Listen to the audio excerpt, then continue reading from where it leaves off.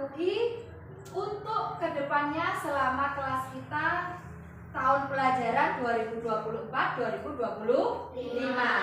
Nah, keyakinan kelas yang kita buat harus mengandung nilai-nilai kebajikan.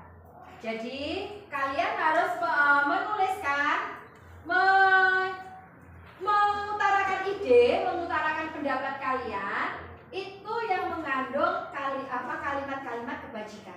Jadi di situ ada saling menghargai, ada saling menghormati, ya. Terus tidak melakukan bullying, ada rasa empati, ada rasa tanggung jawab di dalamnya. Nah, untuk membuat keyakinan kelas 5 tahun pelajaran 2024-2025 kita saat ini, Mem akan membagikan sticky note. Kita akan merangkum ide-ide kalian untuk kita jadikan menjadi kesepakatan kelas. Bisa? Bisa. Nah, sekarang setiap anak akan mengutarakan setiap idenya, ya. Jadi nanti kalau sudah selesai nulis, silahkan ditempelkan pada papan kita ide-ide kalian, pendapat-pendapat kalian tentang keyakinan kelas kita.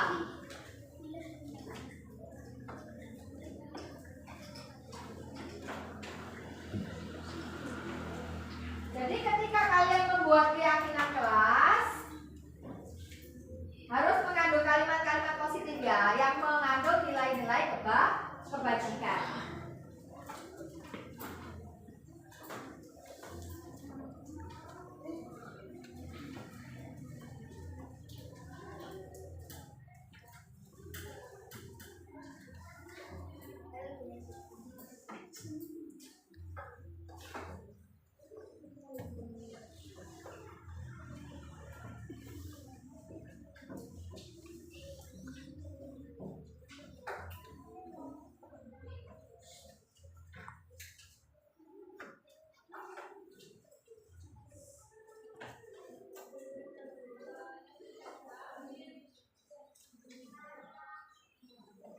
Silakan dituliskan. Nanti kalau sudah ditempel ya.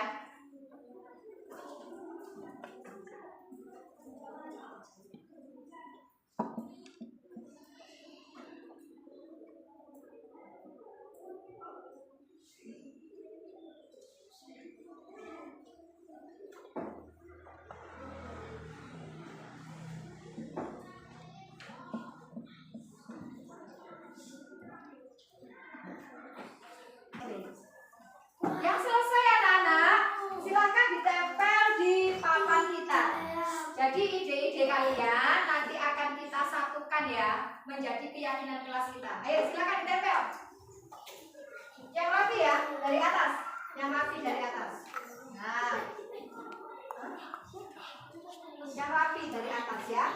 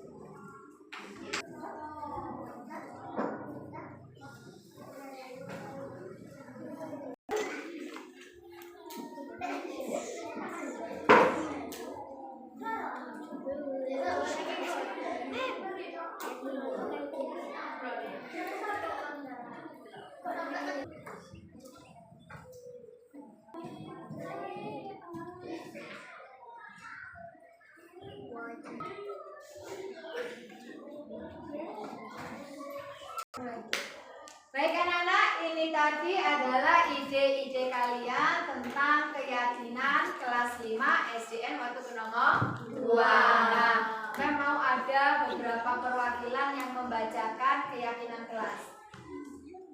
Ayunda bisa maju? Ya.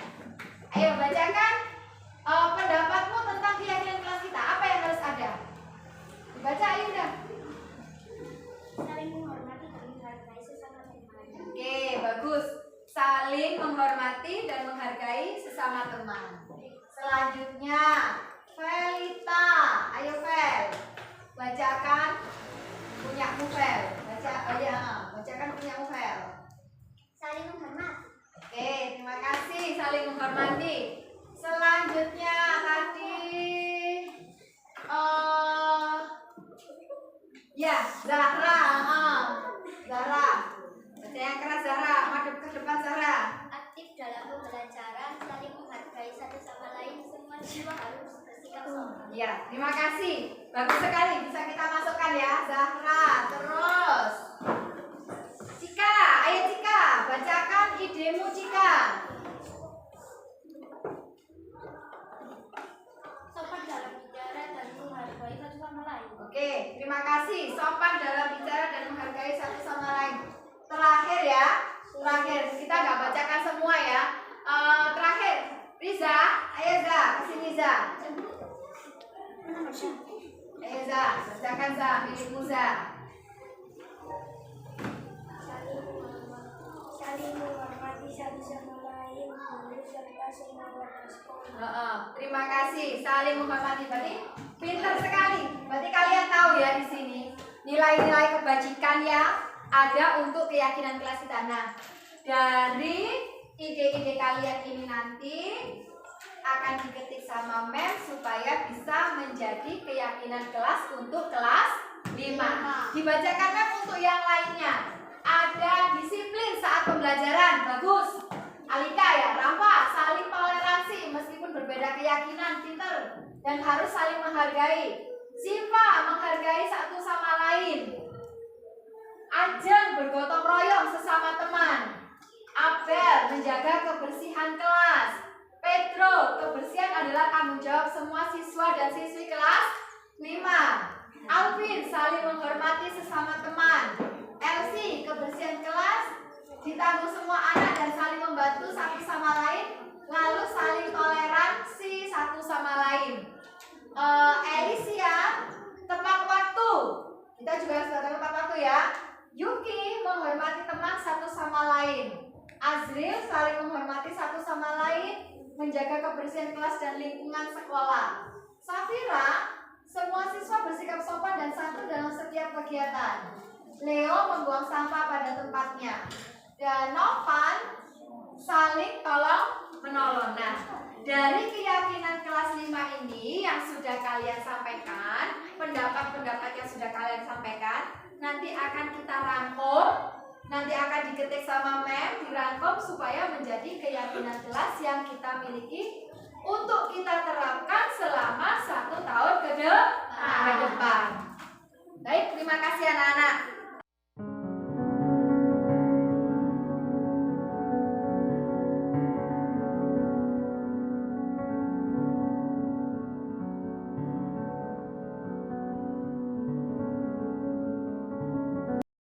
Assalamualaikum warahmatullahi wabarakatuh. Waalaikumsalam warahmatullahi wabarakatuh. Alhamdulillahirabbil alamin. Kepada yang terhormat Ibu Kepala Sekolah SDN Watukunomo 2, Ibu Nur Ania SPDSD, dan yang saya hormati Bapak Ibu Guru SDN Watukunomo 2. Alhamdulillahirabbil alamin. Pada pagi setengah siang ini, atas berkat rahmat Allah Subhanahu wa Ta'ala, kita dapat berkumpul bersama dalam forum diseminasi modul 1.4 budaya positif SDN Watukunomo 2 dalam keadaan sehat walafiat. Kedua kalinya sholawat serta salam tak lupa kita haturkan pada junjungan kita Nabi besar Muhammad SAW, karena atas hidayahnya dan inayahnya kita dapat kita dapat mendapatkan hidayah, yakni ad-dinul Islam yang kita peluk saat ini. Terima kasih saya ucapkan atas kehadiran Bapak Ibu Guru SDN Watu Kenongo 2 dalam diseminasi modul 1.4 Budaya Positif SDN Watu Kenongo 2 JGP Angkatan 11 Kabupaten Mojokerto. Marilah sebelum acara ini kita mulai, marilah kita buka dengan bacaan basmalah. Bismillahirrahmanirrahim. Untuk acara selanjutnya yaitu menyanyikan lagu Indonesia Raya. Kepada Ibu Guru SDN Watu Kenongo 2 dimohon berdiri.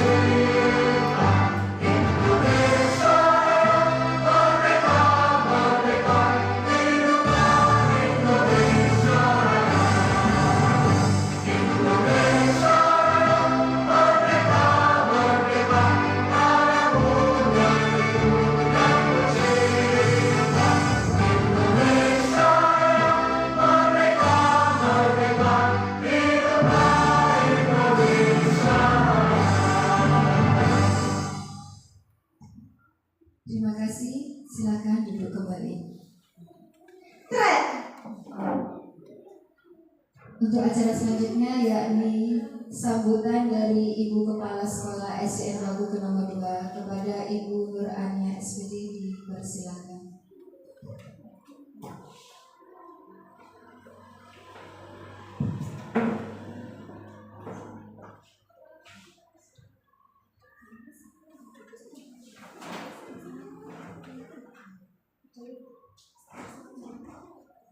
Bismillahirrahmanirrahim. Assalamualaikum warahmatullahi wabarakatuh.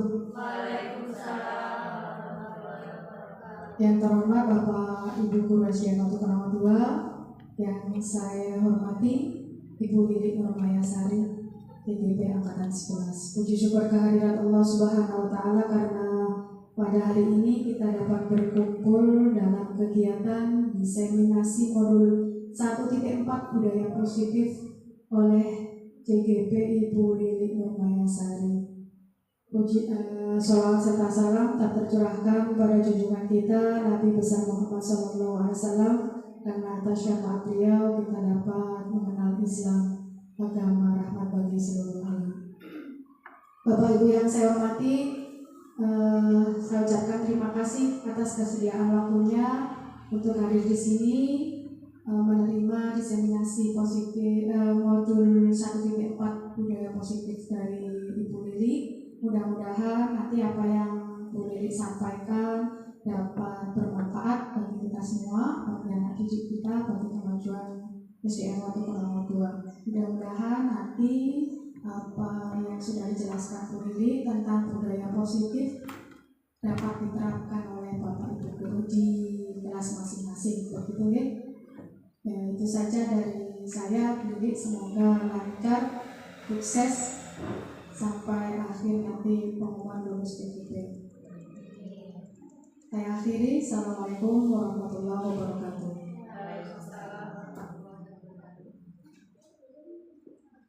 Terima kasih Bu Nur atas sambutannya.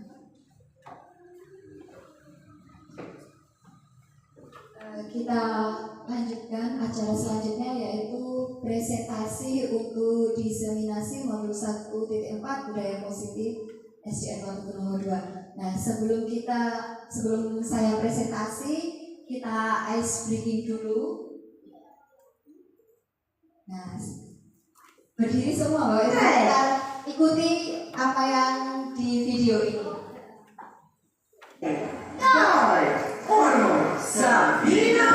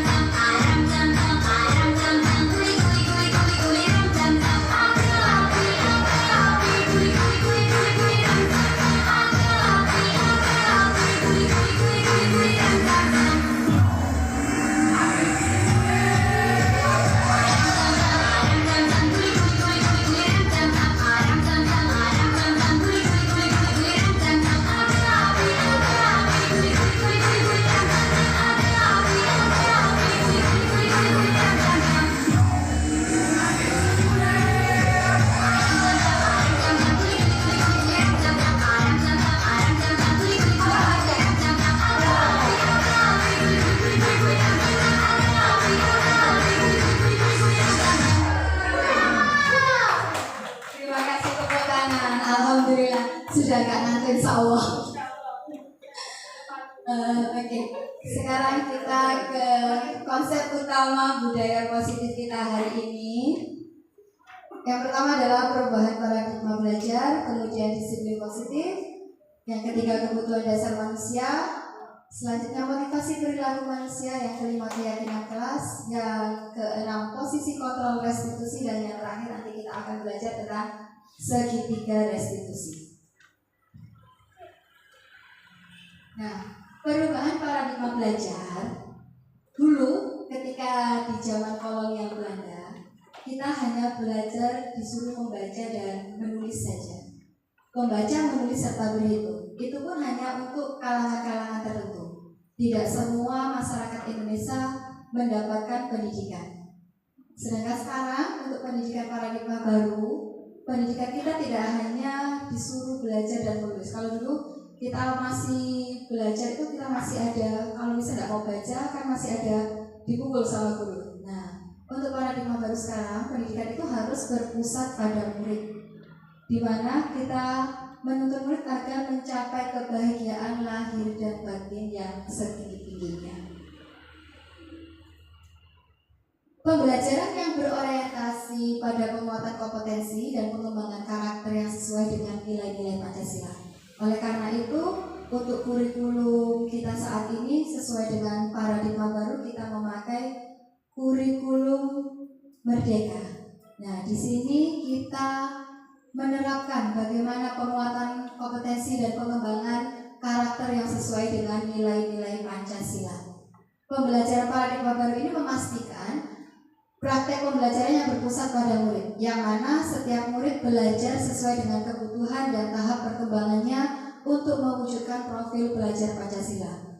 Oleh karena itu di dalam profil pelajar Pancasila ini kita ada yang namanya mengenal pembelajaran berdiferensiasi. Nah, di sini profil pelajar Pancasila sebagai pelajar sepanjang hayat yang memiliki kompetensi global dan berperilaku sesuai dengan nilai-nilai Pancasila. Kita sudah tahu ya lagunya.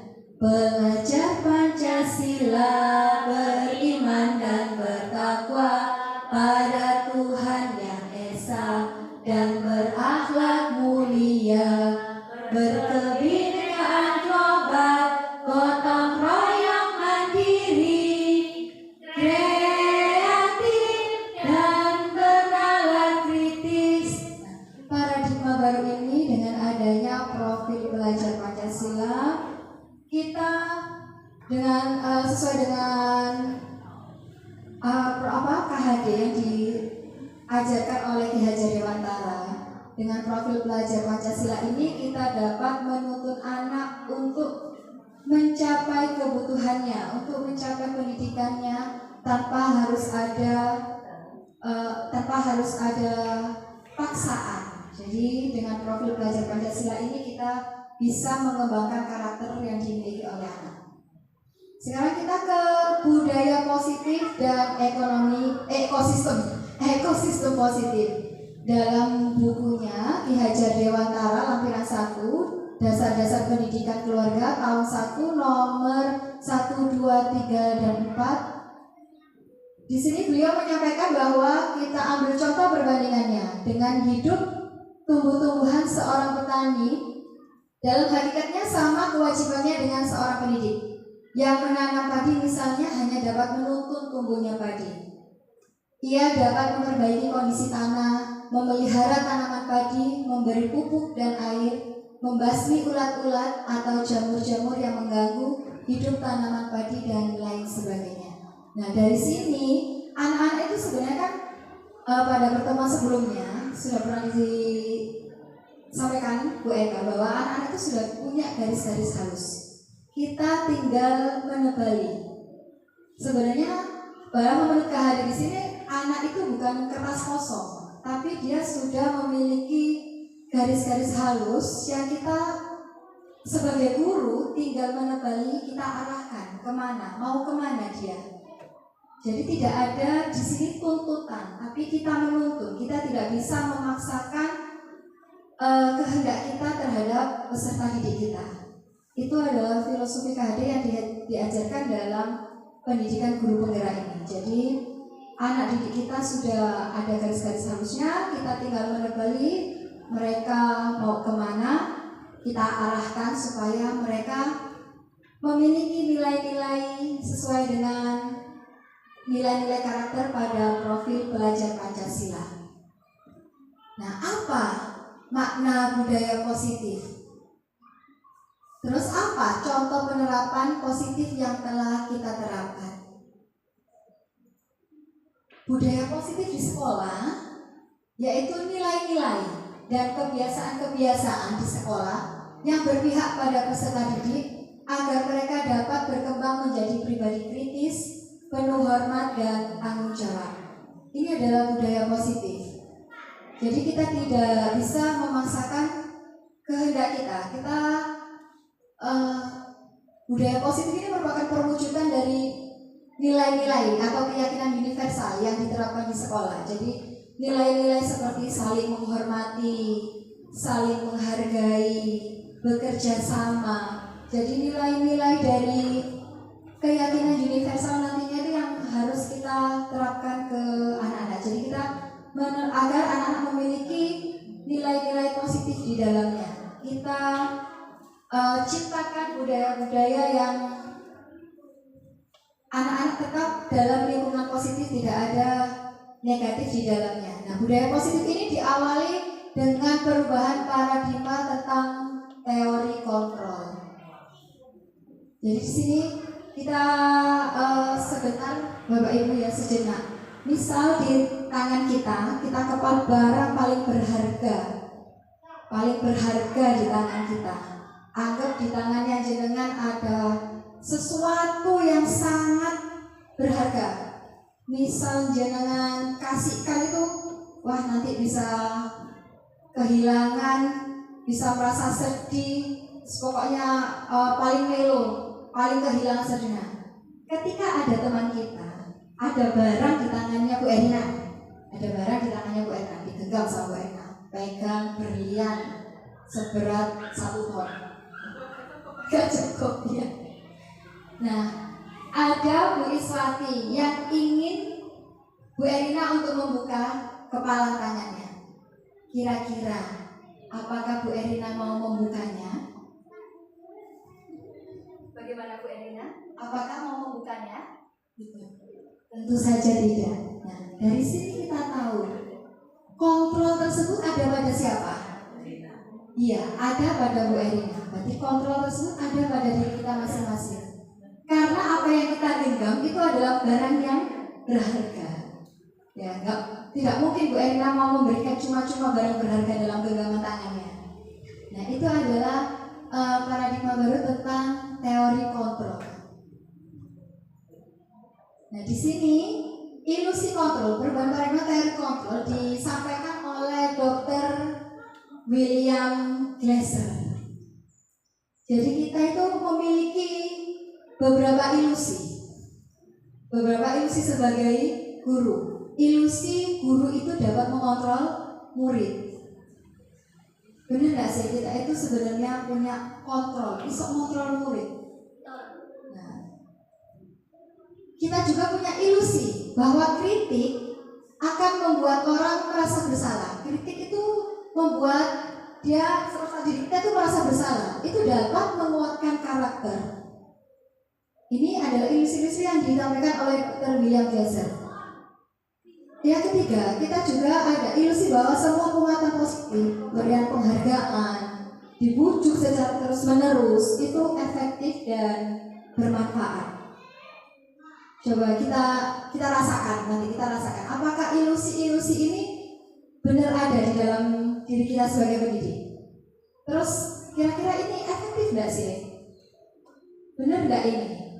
Kalau kita itu mampu mengontrol murid, kalau kita menyampaikan ke anak-anak itu dengan suara yang memelas, membuat mereka merasa bersalah. Apakah benar itu bisa menguatkan karakternya? Terus kita memberikan penghargaan, membujuk, itu apakah juga efektif dan bermanfaat? Nah, yang terakhir itu bahwa kita orang dewasa itu memiliki hak untuk memaksa. Kamu harus begini, kamu harus begitu. Nah, ilusi-ilusi ini adalah teori kontrol yang disampaikan oleh Dr. William Glasser. Nah, dari stimulus respon ke teori kontrol, stimulus respon itu kita ada ya, disampaikan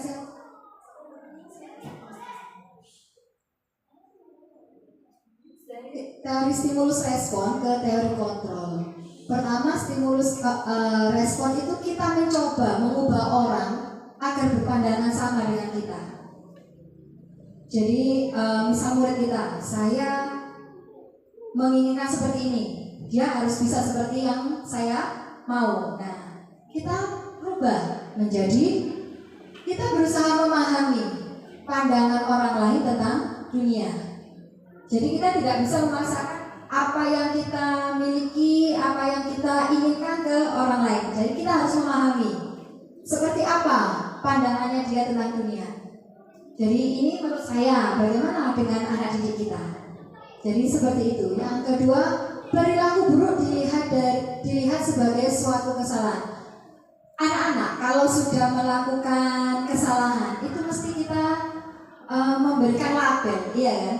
Bahwa dia adalah anak yang nakal, wes gak iso ditoto, wes nakal pokoknya apapun yang dia perbuat, dia sudah kena label baik dari gurunya maupun dari teman-temannya. Nah, ini kita ganti menjadi semua perilaku memiliki tujuan. Jadi kita harus menanyakan kenapa dia berbuat seperti itu. Jadi dari yang stimulus respon tadi kita berubah menjadi teori kontrol yang tidak memberikan label terhadap seseorang. Jadi kita harus mencari apa perilaku, kenapa dia seperti itu. Misalnya dia memukul, kenapa dia sampai memukul, apa penyebabnya. Yang ketiga, orang lain bisa mengontrol saya. Nah, seperti tadi ketika kita ingin membuka genggaman tangan kita Dari stimulus respon yang orang lain bisa mengontrol saya ini, jadi hanya saya yang bisa mengontrol diri saya sendiri. Semuanya kembali pada individu masing-masing. Ketika kita menginginkan untuk membuka kepala tangan kita, maka kita akan membukanya. Kalau kita tidak mau buka, ya kita tidak mau. Maka kontrol diri itu ada pada diri kita sendiri. Dari stimulus respon saya bisa mengontrol orang lain. Nah, ini berarti kita rubah, kita tidak bisa mengontrol orang lain karena setiap individu memiliki pendapat dan keinginannya sendiri. Terus penguasaan ada pada saat bujukan gagal. Biasanya kita kalau bujuk-bujuk ya kan, dilus saya muridnya. Nah, terakhir karena tidak bisa, dia tetap tidak bisa dibenahi, akhirnya kita menggunakan jurus terakhir, memaksa. Jadi tidak bisa dibelokkan. Ini harus kita rubah menjadi kolaborasi dan konsensus menciptakan pilihan-pilihan baru. Itu tadi kita menanyakan kenapa dia berbuat seperti itu. Terus anak-anak itu juga bisa kita ajak untuk mencari solusinya. Jadi ketika murid kita berbuat salah, kita tidak bisa memaksakan. Ketika kita sudah membujuk berkali-kali tapi itu tidak bisa. Jadi kita lakukan kolaborasi untuk menciptakan pilihan-pilihan lain agar ada solusi-solusi lain tanpa ada pemaksaan di dalam diri anak dan akhirnya nanti tidak jadi dendam, muncul dendam karena dipaksa akhirnya bisa memunculkan dendam. Mungkin karena kita masih di SD, anak-anak tidak akan berpikir seperti itu. Tapi kalau kita sudah di jenjang yang lebih tinggi, jadi pengajar yang lebih tinggi, dikhawatirkan nanti malah gurunya dihadang di tengah jalan karena mangkel itu tadi ya. Nah, yang terakhir adalah model berpikir menang atau kalah. Nah, ini dirubah menjadi model berpikir menang. Nah, jadi tidak ada yang kalah. Jadi kita pakai bahasanya win-win solution. Ini dari sekarang kita ke apa sih sebenarnya arti dari disiplin? Mungkin Bapak Ibu ada yang tahu apa sih arti disiplin di sini? Yang sudah kita terapkan, apa disiplin itu kira-kira?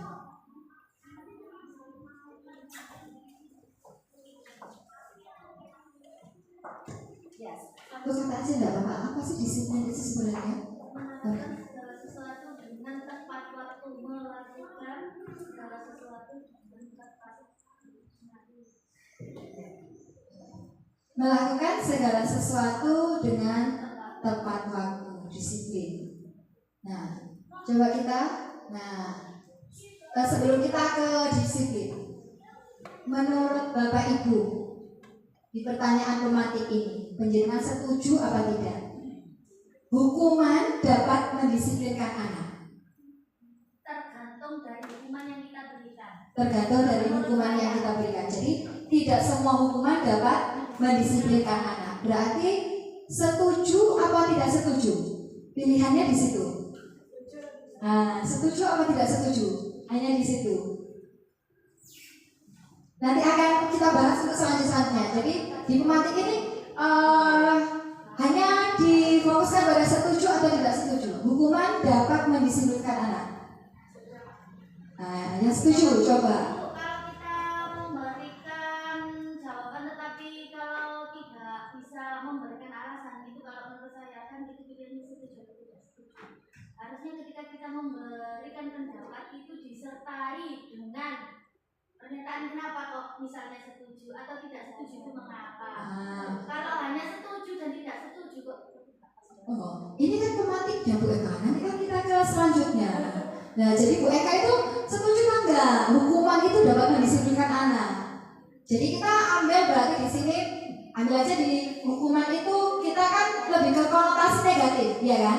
Hukuman itu lebih ke konotasi negatif. Jadi menurutnya ibu-ibu, hukuman itu dapat mendisiplinkan anak apa tidak? Setuju atau tidak setuju? Setuju. Oke, setuju. Ada yang tidak setuju. Nah, di sini nanti aja alasannya ya. Karena tidak setiap hukuman itu memang tidak semua hukuman dapat mendisiplinkan anak ya. Nanti akan ada di slide-slide selanjutnya. Pertanyaan pematik yang dengan hal positif seperti membaca atau membersihkan halaman sekolah dapat meningkatkan disiplin anak. Oke, setuju? Oh, tidak setuju. Jadi kita memiliki kontrol masing-masing ya di situ tadi. Nah, itu tadi teori kontrol kita ya. Kita memiliki ya, kita nggak bisa memaksakan. Saya nggak bisa memaksakan Bu Iswati harus setuju dengan Bu Ain. Bu Ain, saya juga tidak bisa memaksakan bahwa Bu Ain harus setuju dengan Bu Iswati. Semua orang memiliki kontrol pada dirinya masing-masing. Nah, yang terakhir, memberi penghargaan. Dapat meningkatkan motivasi belajar anak. Setuju apa tidak setuju? Penghargaan? Oh, setuju. Setuju semua. Iya, penghargaan di sini banyak sekali ya. Ya, nanti akan ada kita bahas. Nah, oke, next. Nah, disiplin. Disiplin itu berasal dari bahasa Latin disiplina, yang artinya belajar. Nah, berarti kita bukan memberikan peraturan. Kalau dilihat dari artinya, itu disiplin itu kan berarti kita bersama-sama belajar. Kita dan peserta didik kita bersama-sama belajar. Bukan kita membuat peraturan yang harus dipatuhi oleh peserta didik. Disiplin diri membuat orang menggali potensinya menuju sebuah tujuan, apa yang dia hargai. Nah, berarti disiplin di sini bukan datang tepat waktu. Nah, itu peraturan. Jadi disiplin ini yang menimbulkan, yang membuat potensi anak-anak itu kita hargai dan ada tujuan di situ.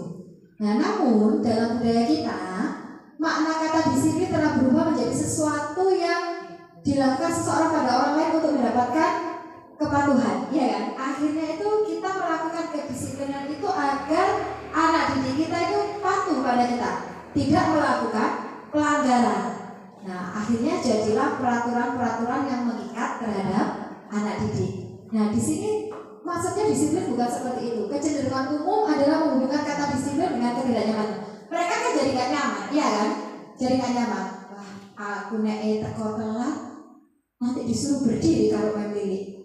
Nah, akhirnya kata disiplin itu kembalinya ke negatif. Ada tidak nyaman ketika kita tidak disiplin. Padahal di sini sudah ditulis bahwa dalam bahasa Latin disiplina itu belajar.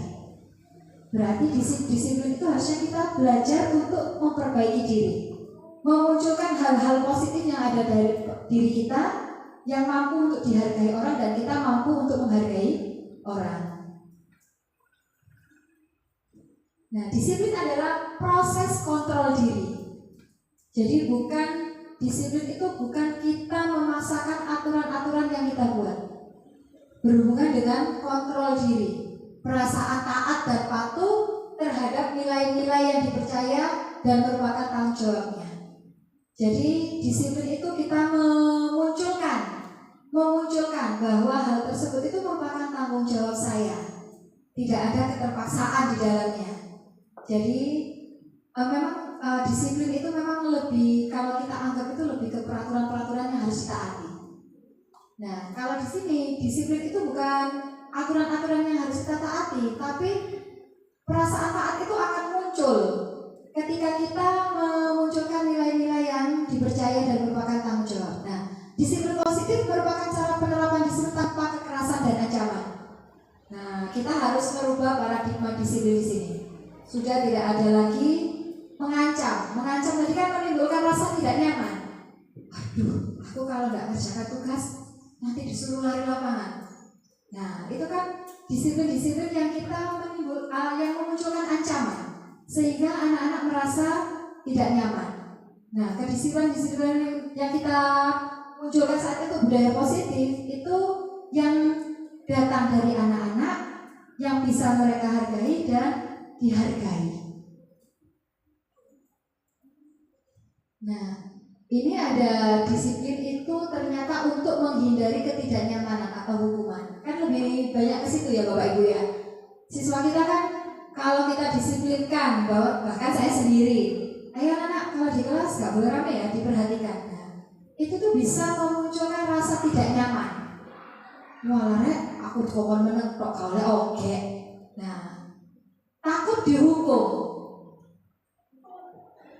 Apa yang akan terjadi apabila saya tidak melakukannya? Nah, ini adalah motivasi eksternal yang datang dari kita sebagai pendidik. Terus untuk mendapatkan imbalan.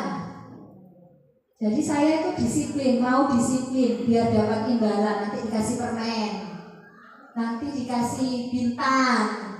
Biasanya kan kita menggunakan penghargaan-penghargaan seperti itu.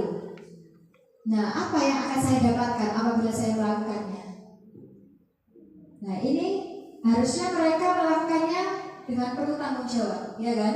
Tidak ada ingin diberi, tidak ada rasa takut di dalamnya. Nah, untuk menghargai diri sendiri, maka disiplin itu harusnya muncul untuk menghargai diri sendiri. Agar saya tidak dihina oleh orang lain, menghargai diri sendiri. Karena saya menghargai diri sendiri, maka saya harus datang tepat waktu. Karena saya menghargai diri saya sendiri, maka saya harus menyelesaikan tugas-tugas yang sudah diberikan oleh Bapak Ibu Guru. Menjadi insan yang sesuai dengan harapan kita. Nah, saya akan menjadi orang yang seperti apa bila saya melakukannya. Jadi kita disiplin itu untuk memunculkan hal-hal seperti itu. Budaya-budaya positif dari disiplin positif. Jadi dapat disimpulkan, disiplin positif di sini merupakan salah satu cara untuk menerapkan budaya positif yang bertujuan untuk menumbuhkan kesadaran serta memberdayakan murid untuk melakukan sesuatu tanpa sogokan, ancaman maupun hukuman. Nah, disiplin kita tadi yang hanya isinya peraturan-peraturan yang hanya ditaati, kita rubah menjadi budaya positif untuk menciptakan bahwa dalam diri anak itu untuk menghargai dirinya sendiri. Jadi kalau dia sudah bisa menghargai dirinya sendiri, dia akan menghargai orang lain dan dihargai. Jadi kita rubah disiplin-disiplin negatif kita menjadi disiplin positif. Nah, kita melakukan disiplin positif itu memiliki motivasi, ya kan? Motivasi perilaku manusia. Apa sih motivasi itu? Nah, di sini motivasi adalah dorongan yang timbul pada diri seseorang secara sadar atau tidak sadar untuk melakukan suatu tindakan dengan tujuan tertentu. Jadi kita memiliki motivasi melakukan sesuatu itu, kita selalu memiliki motivasi, ya. Mesti ada motivasi nih. Ada yang mendasar. Nah, ada yang mendasari. Aku mau jewet si A, pasti ada motivasinya. Mangkel aku kurang jejek. Nah, kan ada motivasi yang mendasarinya. Nah, disiplin positif di sini yang akan membawa murid, kalau kita sudah bisa melaksanakan disiplin positif, itu kita akan menuju pada nilai kebajikan yang sesuai dengan profil belajar Pancasila. Jadi kurikulum Merdeka itu sudah sangat tepat, ya, harus dipikirkan oleh para yang di atas kita untuk menemukan bagaimana mendidik anak sesuai dengan nilai-nilai kebajikan. Jadi biar bisa memunculkan disiplin positif, supaya kita juga dapat menciptakan budaya positif. Jadi beriman dan bertakwa, mandiri. Jadi kita mendidik anak beriman dan bertakwa pada Tuhan Yang Maha Esa. Terus mendidik anak dengan mandiri, bernalar kritis, tetap juga dengan berkebinekaan global, bergotong royong serta kreatif. Ketika kita sudah dapat menciptakan disiplin positif, maka nilai-nilai kebajikan pada profil belajar Pancasila itu bisa kita munculkan. Juga ada nilai kebajikan yang sesuai dengan sikap murid, seperti toleransi, rasa hormat, integritas, mandiri, menghargai. Jadi kita juga bisa menimbulkan antusiasme anak-anak, empati, keingintahuan, kreativitas. Semua itu dapat kita munculkan ketika kita sudah dapat melaksanakan disiplin positif dengan memunculkan motivasi positif yang ada pada diri anak, sehingga mereka dapat melaksanakan disiplin positif. sehingga nilai-nilai kebajikan yang kita inginkan untuk anak-anak bisa muncul. Mungkin yang paling dibenahi menurut saya di anak-anak itu mungkin ini ya, beriman bertakwa itu ya, sehingga anak-anak itu punya empati terhadap sesama, terhadap teman, terhadap orang lain. Nah, tadi kan kita sudah hukuman, ya kan? Selain hukuman, itu ada juga konsekuensi dan restitusi. Kalau konsekuensi itu untuk pembuatan jangka pendek, sedangkan restitusi itu untuk fokus pada pemecahan masalah pada jangka panjang. Terus konsekuensi itu memonitoring berkelanjutan. Stimulus respon, murid menghormati peraturan. Jadi kalau konsekuensi itu masih kita hampir mirip dengan hukuman, tapi kalau hukuman itu kita lebih ke fisik. Kalau konsekuensi itu kita lebih mengarah ke misal anak menumpahkan air. Nah, karena kita sudah memiliki kesepakatan bahwa ketika kita berbuat salah harus bisa memperbaiki. Nah, kita suruh dia untuk membersihkan. Itu konsekuensi. Kalau hukuman lebih ke fisik. Misal dia menumpahkan, nah kita hukum berdiri. Atau mungkin membersihkan. Setelah membersihkan dia harus ngepel. Nah, itu kan lebih ke fisik hukuman. Itu bedanya hukuman dengan konsekuensi. Nah, konsekuensi ini kehilangan waktu untuk merenungi kesalahan. Tidak ada waktu dia untuk merenungi kesalahannya. Pokoknya aku mau salah tumpah air ya bisa arsi. Itu adalah konsekuensi. Datang terlambat 15 menit berarti aku harus menggantinya 15 menit dengan tinggal di kelas lebih lama. Nah, itu konsekuensi. Nah, untuk restitusi itu dia murid itu bertanggung jawab atas perilakunya. Jadi dia itu dari dirinya sendiri sudah bisa memunculkan tanggung jawabnya. Jadi dia bisa mencari solusi atas kesalahannya. Dia juga bisa menghormati dirinya dan orang lain. Terus teori kontrol, jadi dia memegang kontrol atas dirinya. Ketika dia berbuat salah, dia memiliki tanggung jawab untuk memperbaikinya. Dan dia juga memiliki semangat untuk memperbaikinya. Nah, restitusi inilah yang perlu kita munculkan. Nah, ini tadi perbedaannya. Kasusnya misal murid datang terlambat. Ini bedanya hukuman, konsekuensi sama restitusi. Kalau hukuman, murid disuruh berdiri di depan kelas selama 15 menit. Nah, sedangkan konsekuensi, guru memberikan konsekuensi tetap berada di kelas selama jam istirahat berlangsung. Jadi dia terlambat 15 menit, berarti dia harus di dalam kelas lebih lama 15 menit. Sedangkan untuk restitusi, kita tanyakan keyakinan kelas kita. Keyakinan kelas yang sudah kita buat setiap di awal tahun, ya kan? Sebelum kelas dimulai itu kan kita membuat keyakinan kelas. Nah, kemudian kita tanya alasannya, kenapa dia bisa datang terlambat. Terus kita mencari solusinya bersama dengan siswa tersebut, dengan anak tersebut. Jadi kita memunculkan rasa tanggung jawab dari dalam diri anak. Nah, guru kalau hukuman itu guru cenderung marah-marah, nadanya tinggi, suaranya. Tidak ditanya dia, pokoknya dia terlambat, harus terlambat, guys. Nah, marah-marah sehingga muridnya jadi takut. Itu efeknya kalau kita menggunakan hukuman. Nah, kalau konsekuensi, guru tegas, siswa harus menghormati peraturan yang ada. Nah, sedangkan restitusi kita lebih terbuka dan guru lebih terbuka dan siswa menghormati dirinya dan orang lain. Jadi ketika siswa kita melakukan kesalahan, apa yang harus kita lakukan?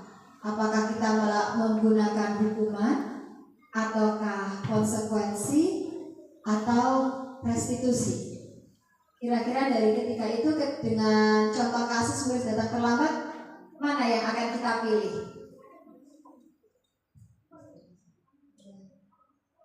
Paling sempurnanya kita menggunakan restitusi.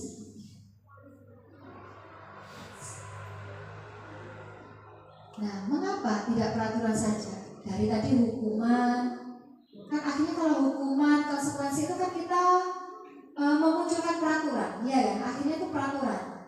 tidak boleh datang terlambat. Nah, tidak boleh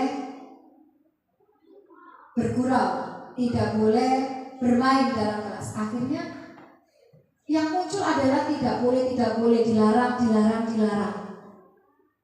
Kenapa sih kita jangan membuat peraturan, kita keyakinan kelas aja. Seperti kita memiliki peraturan menggunakan helm bila mengendarai kendaraan roda 2. Kenapa kita kok pakai helm ketika kita naik sepeda motor? Safety, keamanan. Nah, aktif polisi. Kalau peraturan, kalau safety-nya itu nanti kita akan muncul pada nilai kebajikan kita. Wes mikir safety, pinter Bu Erina. Safety, nilai kebajikannya sudah muncul. Jadi kita nggak takut dihukum. Nah, saya pakai helm, ditilang. Ketemu polisi ditilang, eman kok nyamani Pak polisi. Jadi itu adalah sebuah peraturan yang tidak memunculkan nilai kebajikan. Nah, kalau kita munculkan, kita tuh pakai helm itu untuk keamanan, untuk safety. Nah, itu mungkin nanti jadikan masyarakat itu lebih aware terhadap dirinya sendiri, lebih peduli, ya kan? Oh iya, kalau nanti aku udah pakai helm, kalau terjadi kecelakaan bagaimana? Kalau sampai bersenggolan di jalan raya bagaimana? Nah, itu nanti akhirnya muncul ke arah nilai-nilai kebajikan yang ada.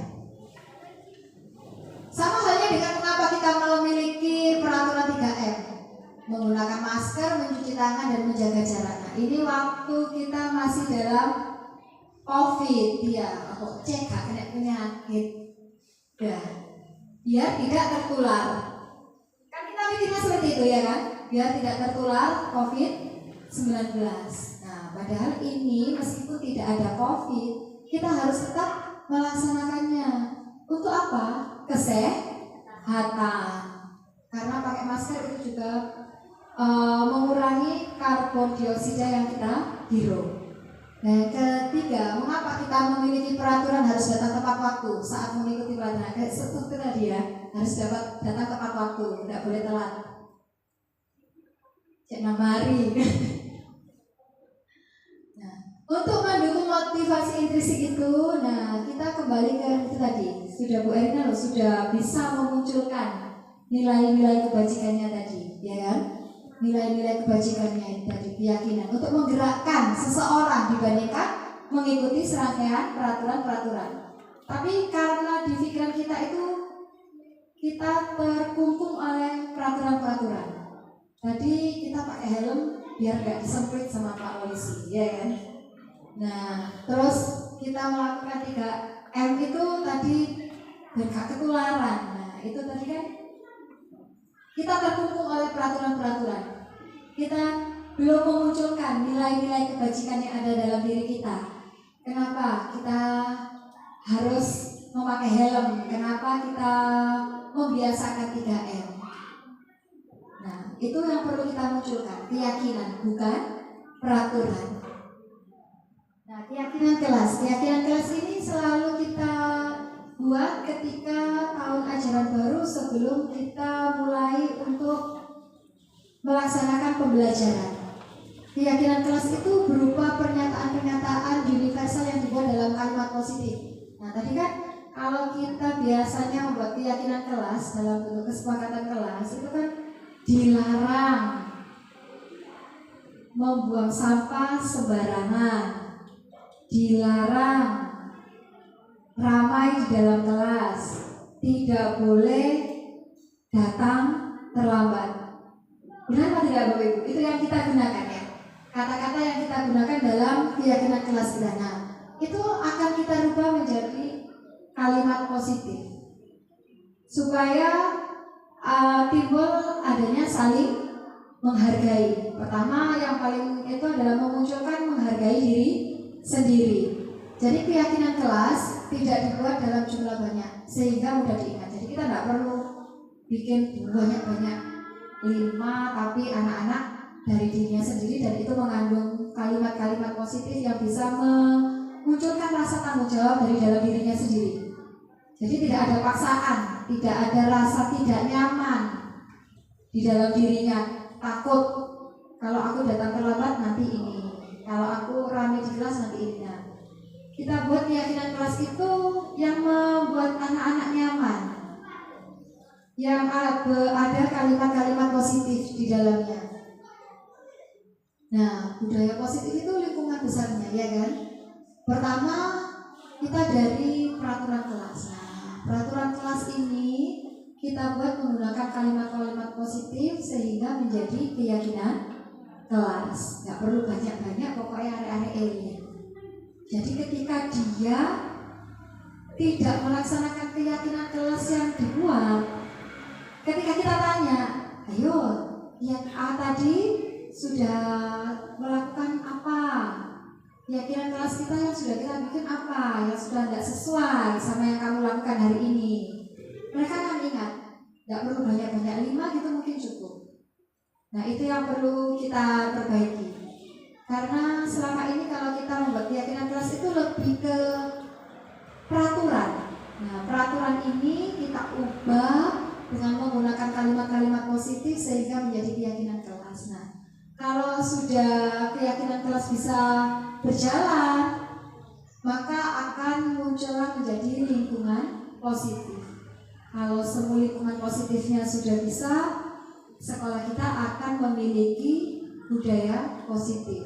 Semoga dengan penerapan budaya positif, tidak ada namanya anak yang meso-meso, anak-anak yang melakukan bullying terhadap temannya, baik dari perkataan maupun secara fisiknya. Nah, peraturan-peraturan seperti ini, selalu kembalikan buku ke tempatnya. Apa keyakinan kelas yang dituju dari tadi? Yang keselamatan, kesehatan, apalagi empati, saling menghormati. Kalau selalu kembalikan buku ke tempatnya. Nilai keyakinan apa atau nilai kebajikan apa yang dituju di sini? Mengembalikan buku ke tempatnya. Apa kerapian? Nah, kerapian. Terus dilarang mengganggu orang lain. Kenyamanan. Hadir di sekolah 15 menit sebelum pembelajaran dimulai. Disiplin. Dilarang melakukan kekerasan, mukul, jiwet. Kenyamanan. Terus dilarang menggunakan narkoba. Kesehatan. Bergantian atau menunggu giliran. Disiplin. Gunakan masker. Kesehatan. Jangan berlari di kelas atau koridor. Keselamatan. Kita cek jawaban kita. Kita cek. Oh, ternyata tanggung jawab. Keyakinan kelas atau nilai kebajikan yang dituju untuk mengembalikan. Karena kan kita tadi sudah punya keyakinan kelas mengembalikan buku. Nah, bentuk tanggung jawab. Terus dilarang mengganggu orang lain. Itu menghormati orang lain dan diri sendiri. Hadir di sekolah 15 menit sebelum pembelajaran. Itu juga menghormati orang lain. Juga komitmen terhadap diri sendiri. Dilarang melakukan kekerasan. Nah, keselamatan. Untuk dirinya sendiri juga orang lain. Dilarang menggunakan narkoba, benar sekali. Kesehatan, bergantian atau menunggu giliran. Menghormati orang lain, kesabaran. Menggunakan masker untuk kesehatan, keselamatan. Jangan berlari di koridor untuk keselamatan dan keamanan. Nah, itu tadi peraturan-peraturan yang ada kita rubah menjadi nilai-nilai kebajikan agar muncullah disiplin positif yang membuat anak-anak menghargai dirinya sendiri dan orang lain.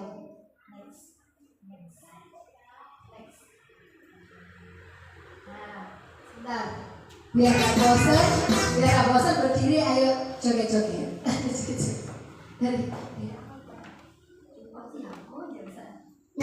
Monggo biar anu Mbak. Jangan diikuti.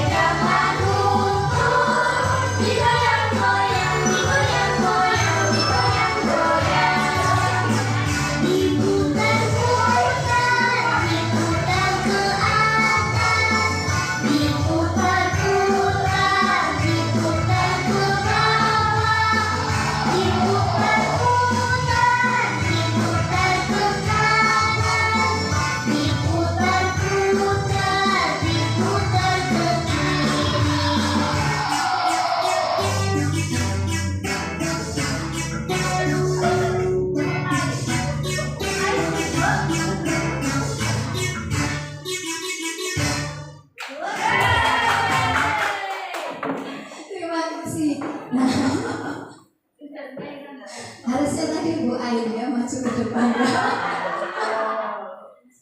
Bingung di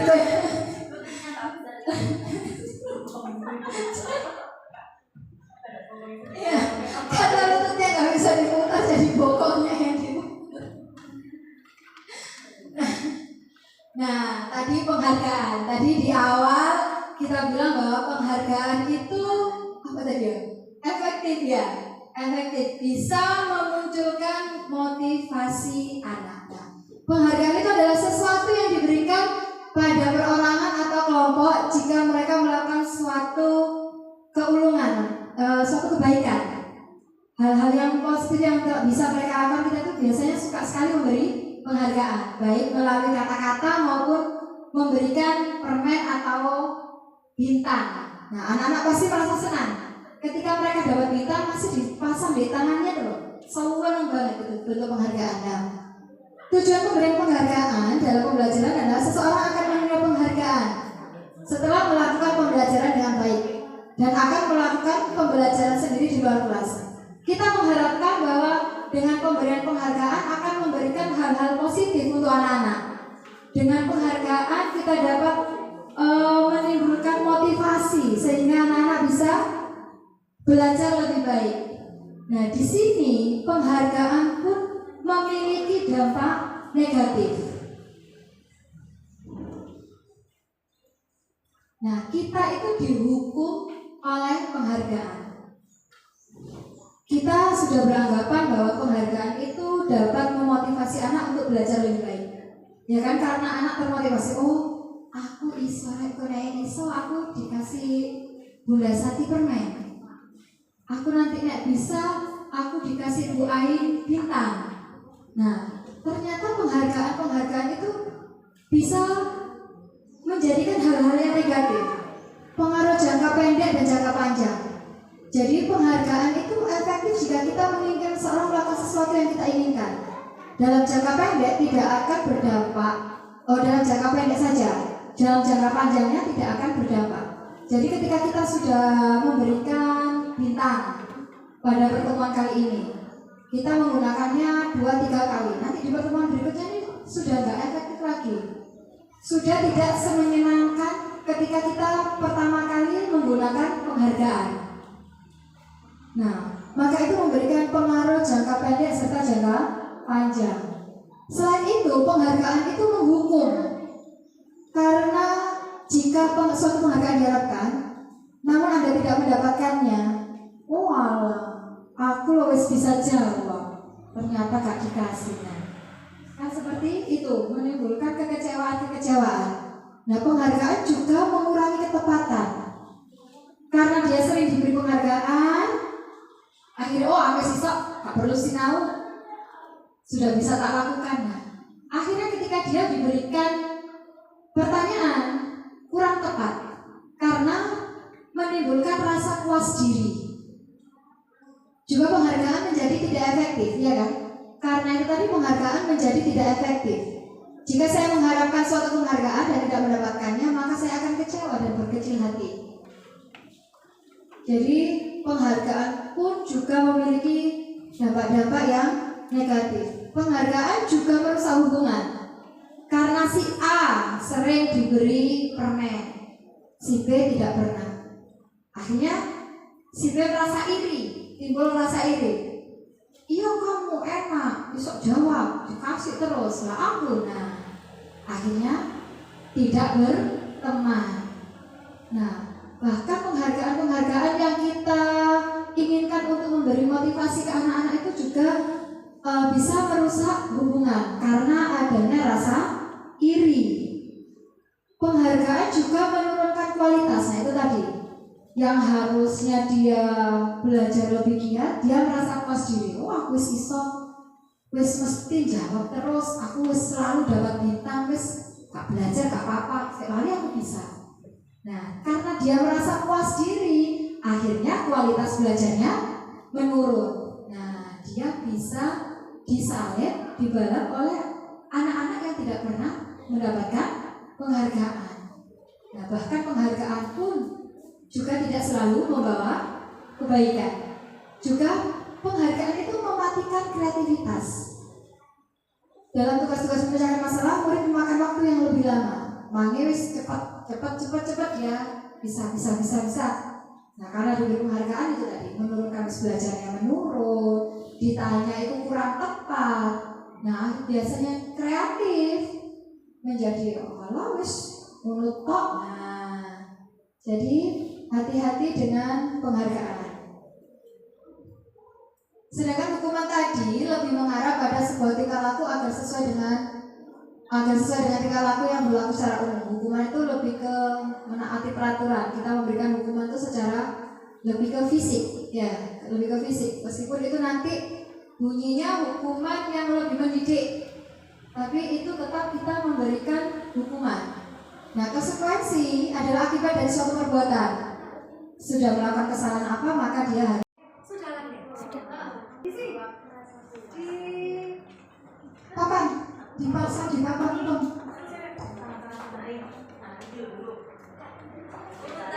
Urutan 1, 2, 3 dari atas. Oke.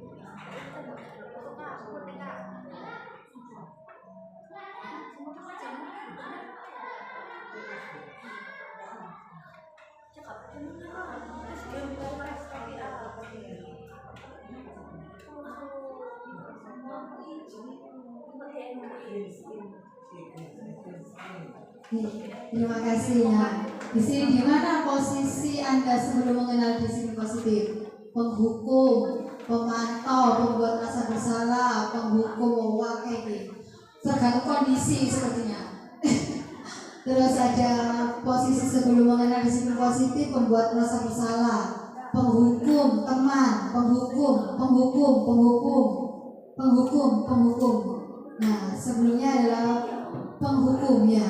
Nah, kita dari 10 anggota kita banyak sekali yang di posisi penghukum. Semoga dengan adanya diseminasi budaya positif ini nanti kita akan step by step bisa naik sedikit demi sedikit yang akhirnya kita bisa sampai pada posisi manajer. Nah, bagaimana perasaan saat itu? Lega, gemas, saat itu puas jika bisa memperbaiki sikapnya, puas, tapi setelahnya menyesal, puas karena sudah memberikan sanksi sesuai dengan kesalahan yang dibuat, merasa puas. Nah, merasa puas. Nah, jadi kita masih pada posisi paling awal ya, kita masih di titik paling awal. Semoga kita bisa merangkak naik menjadi lebih baik. Nah, di mana posisi yang Anda harapkan di masa depan? Manajer ya, tentu saja kita semua berharap agar kita bisa memposisikan diri kita sebagai manajer. Nah, setelah itu bagaimana perasaan Anda saat ini? Disiplin. Oh begitu. Ya begitu itu gimana? Oh, jadi lebih tahu. Oke. Ya, sadar diri. Iya, ekspresinya itu. Oh, begitu.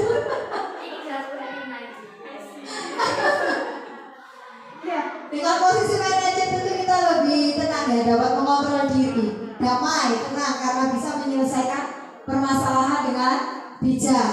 Setelah saya menjadi tenang, damai, kan dapat menyelesaikan masalah dengan baik dan bijak, tenang dan damai. Ya, ini yang kita harapkan ya. Jadi tidak akan ada rasa bersalah dalam diri kita dan kita juga tidak membuat anak menjadi merasa bersalah. Oke, next.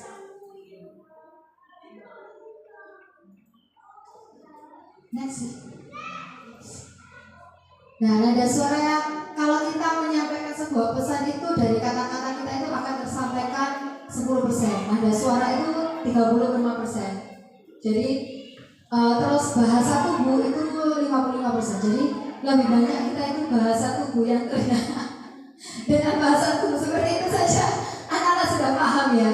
Oh, kita sudah kata-kata aja ngeweber loh. Ternyata pahamnya cuma 10%. Bahasa. Jadi next. Jadi itu dari sebuah pesanan. Kita analisis cerita di sini. Kita lihat nonton film sebentar.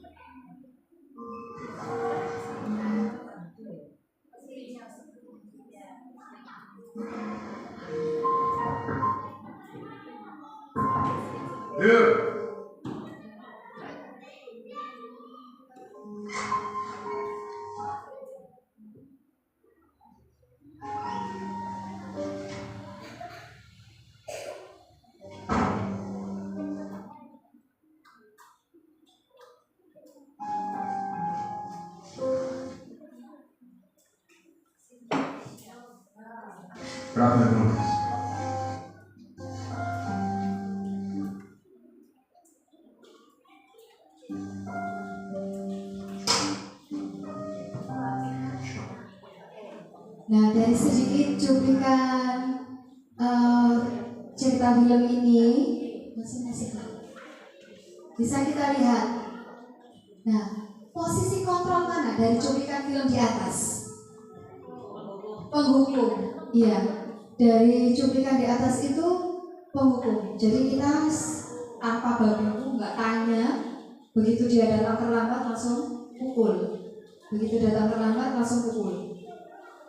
Nah, di cuplikan di atas, setelah cuplikan di atas, menurut Anda hukuman itu efisien nggak membuat anak menjadi disiplin? Please. Efisien nggak? Tidak efisien. Apakah dari hukuman pada cerita tersebut karena di situ menimbulkan anak menjadi dendam, kemudian akhirnya dia pun juga merasa tidak tahu kalau dia itu berbuat salah, karena kan jelas anak berbuat salah itu dia punya alasan. Dari cerita itu dia punya alasan kenapa dia berbuat salah, tapi sama gurunya tidak diberi kesempatan untuk menjelaskan, hanya langsung dihukum saja, sehingga di sini jelas satu anak mungkin efeknya di kemudian hari akan menjadi dendam sama gurunya atau bahkan dendam terhadap orang-orang dewasa lain di sekitarnya, seperti itu. Terima kasih, Bu Is. Barangkali ada yang lain yang ingin memberikan pendapatnya. Bagaimana menurut Anda hukuman itu efisien membuat anak menjadi disiplin?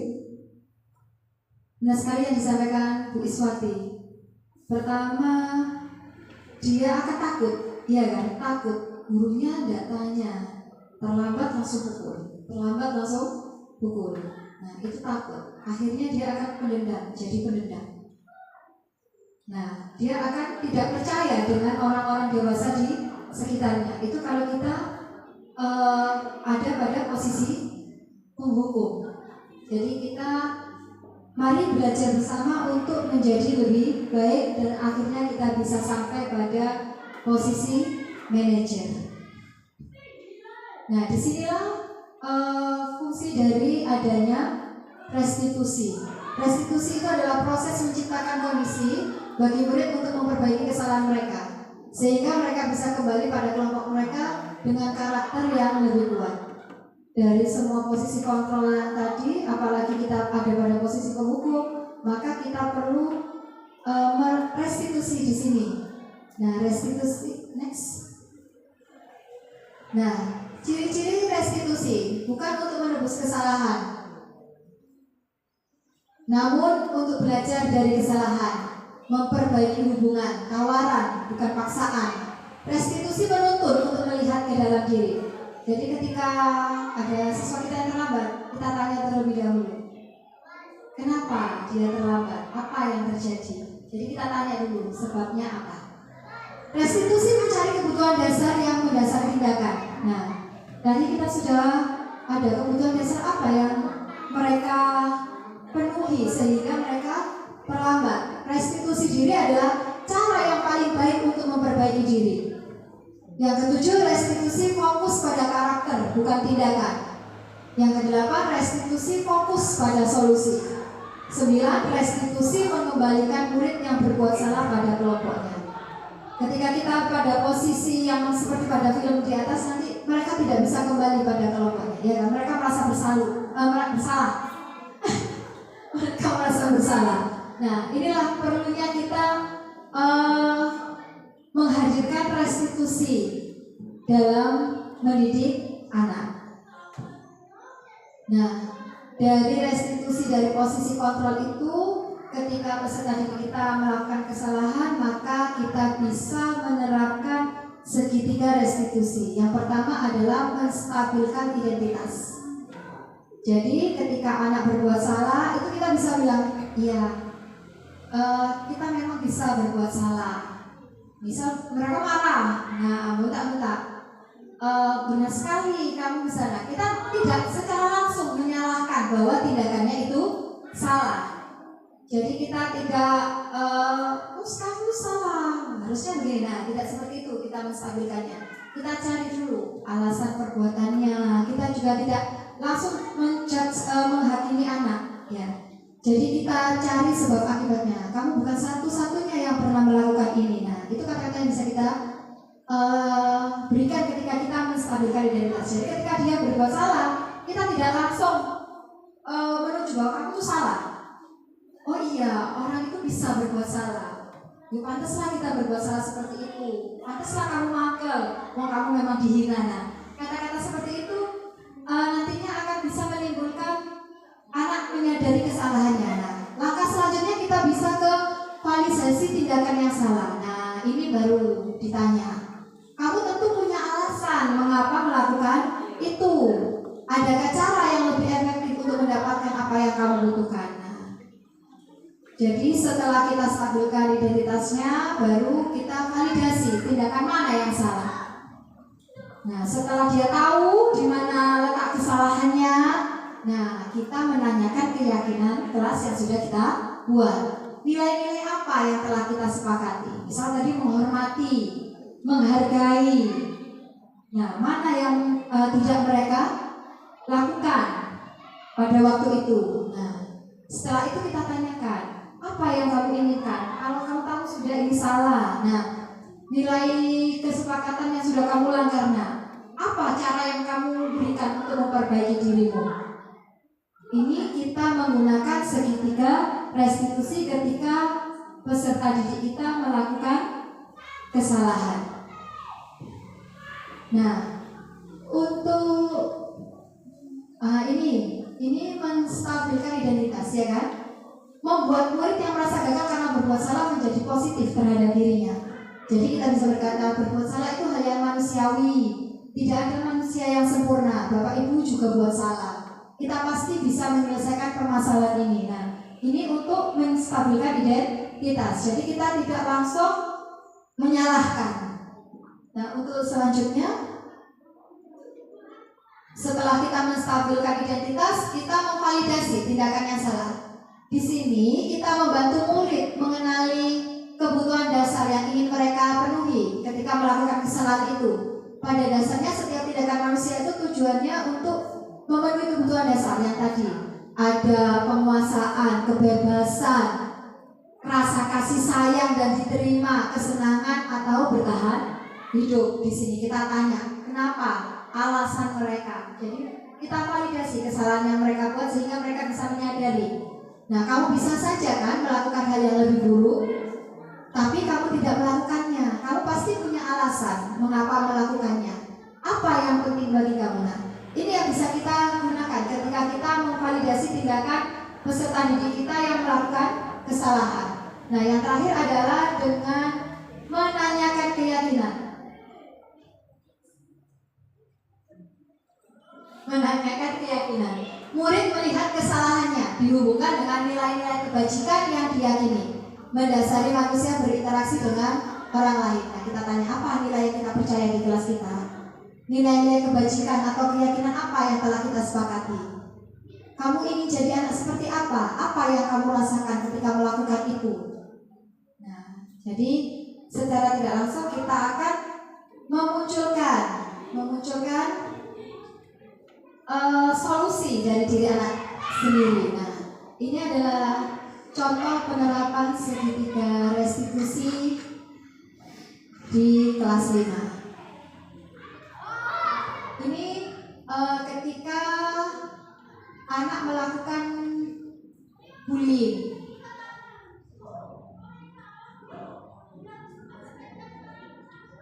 Jadi di video ini karena kita terkendala sinyal ya, kita menggunakan Canva jadi butuh sinyal yang kuat. Nah, di sini ini saya ceritakan sedikit. Alika sama Siva. Alika melakukan bullying terhadap Siva. Nah, kita mencoba menggunakan penyelesaian masalah dengan menggunakan segitiga restitusi ketika anak melakukan bullying terhadap temannya. Jadi nanti Bapak Ibu bisa mempraktekkan ke peserta didiknya ketika anak-anak melakukan kesalahan menggunakan segitiga restitusi. Jadi kita tidak boleh langsung menghukum anak tanpa mengetahui permasalahan yang dihadapi oleh anak, apa yang sudah dialami. Jadi setiap tindakan itu memiliki motivasi. Jadi selalu ada alasan di balik perbuatan anak. Kita tanya alasannya, jadi kita tidak langsung menyalahkan.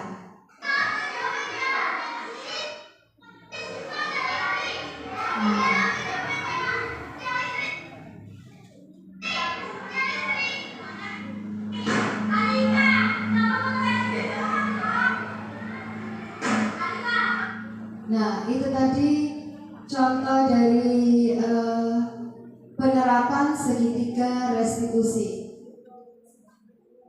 Nah, ini kan jadi kita bisa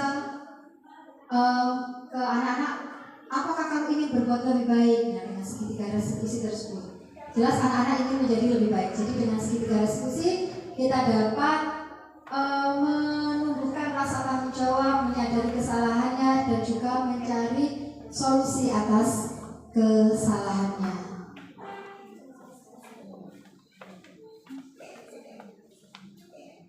Nah, dari standar nasional pendidikan ini, tujuan mulia dari penerapan disiplin positif adalah agar terbentuk murid-murid yang berkarakter, berdisiplin, santun, jujur, peduli, bertanggung jawab, dan merupakan pembelajar sepanjang hayat sesuai dengan standar kompetensi lulusan yang diharapkan.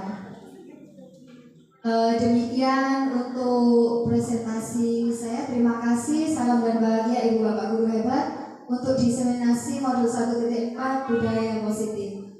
Kurang lebihnya saya mohon maaf. Saya akhiri. Assalamualaikum warahmatullahi wabarakatuh.